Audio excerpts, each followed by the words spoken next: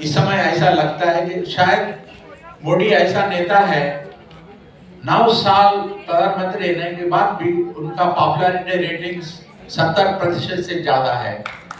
दुनिया के डेमोक्रेसी कोई में इतना नहीं है।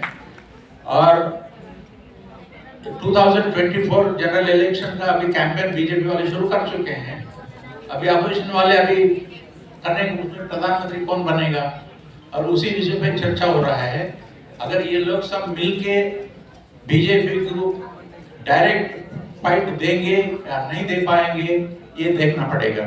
अगर ऐसा नहीं हो पाएगा तो इसमें कोई आश्चर्य होने की जरूरत नहीं है कि 2024 में भी ये भाजपा भारत जनता पार्टी का जीतने का चांसेस बहुत लगते हैं। तो मोदी जी कहते हैं कि 2025 तक भारत का जीडीपी $5 ट्रिलियन होना चाहिए, 5 लाख करोड़ का। ये बिल्कुल होने की संभावना है।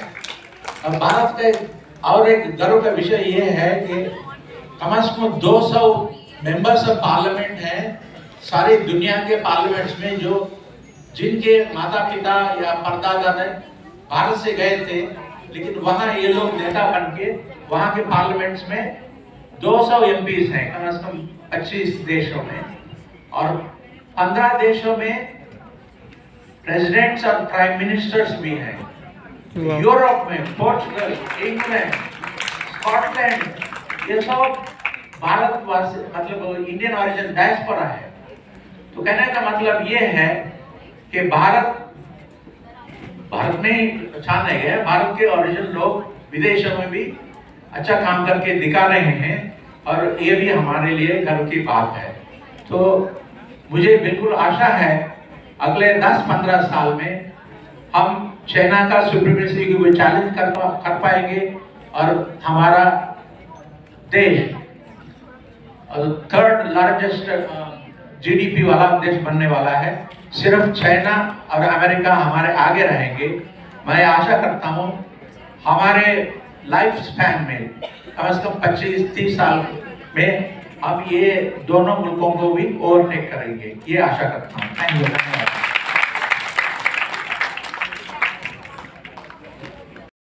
लेकिन न्यूज़ पत्रकार होने के नाते मैं तो मोबाइल फोन पे, स्मार्टफोन पे सब खबर वगैरह सुन लेता हूँ, देख लेता हूँ, और लैपटॉप पे भी देख लेता हूँ। मैं जब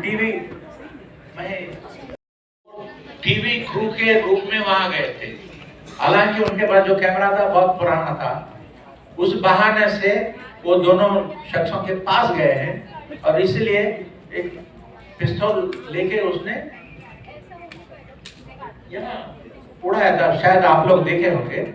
तो जर्नलिज्म के जरिए से पॉलिटिशियन के पास जाने के ये पहली बार नहीं है। अफगानिस्तान में एक बहुत इम्पोर्टेंट हिकमत है, गुलबुद्दीन हिकमत यार को एक टीवी चैनल के जरिए से कुछ लोग गए थे, और वो जर्नलिस्ट नहीं थे, वो लोग उनको मार दिए थे। ये ऐसा खतरा जरूर है, और कुछ लोग ज्यादा ही सेंसिटिव होते हैं।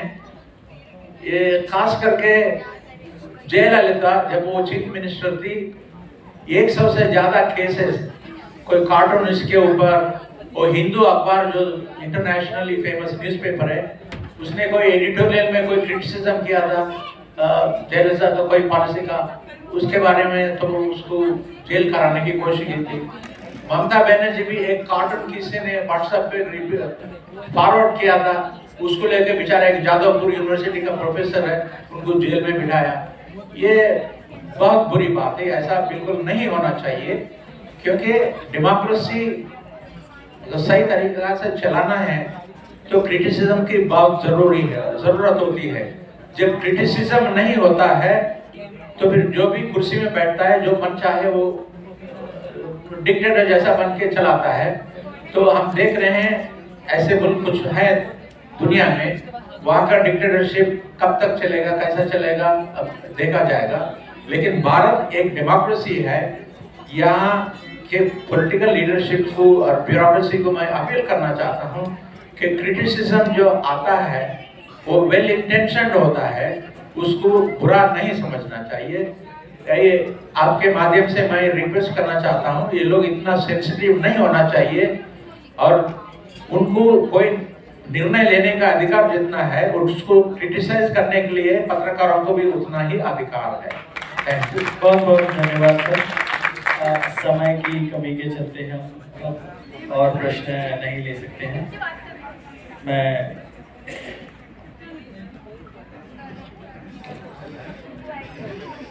एक सवाल और ले सकते हैं, सदन की अनुमति मिली है तो। अंशुल अग्रवाल का एक सवाल था। अंशुल अग्रवाल कहाँ है?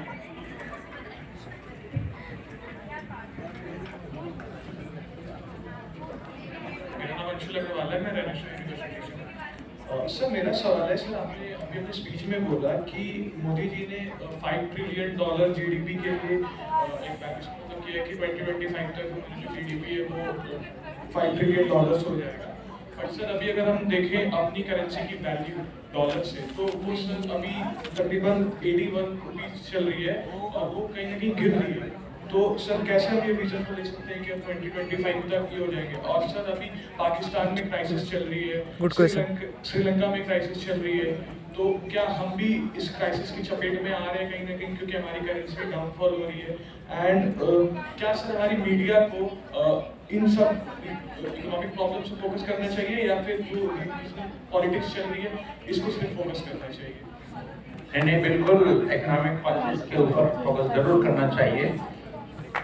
भारत अभी 82 रुपीस हो गए हैं ये डॉलर। 81.5 से। हाँ, तो ये तो 80 क्रॉस कर गया था, 81, 82 से नीचे आता है। तो रिजर्व बैंक ऑफ इंडिया ढेर सारा फॉरेन एक्सचेंज खरीद के रुपये का वैल्यू को मेंटेन करने की कोशिश करती है। भारत का स्थिति जैसे पाकिस्तान और श्रीलंका, बांग्लादेश, नेबरिंग कंट्रीज में फॉरेन एक्सचेंज क्राइसिस जो हो रहा है, ऐसा होने का खतरा कभी भी नहीं है भारत में। वजह ये है कि 3 करोड़ से ज्यादा भारत ओरिजिन के लोग, डायस्पोरा जो कहते हैं, अभी 150 देशों में रहते हैं और हर साल $100 बिलियन अपने घर इंडिया को भेजते रहते हैं। फॉरेन करेंसी आता रहता है। तो अब हमारे फॉरेन एक्सचेंज रिजर्व है $585 बिलियन।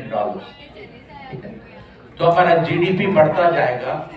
और ये अलग बात है कि जो जीडीपी ग्रोथ इक्वली डिस्ट्रीब्यूट नहीं हो रहा है, गरीब ऐसे ही है, लेकिन बिलियनियर्स की संख्या बढ़ती जा रही है।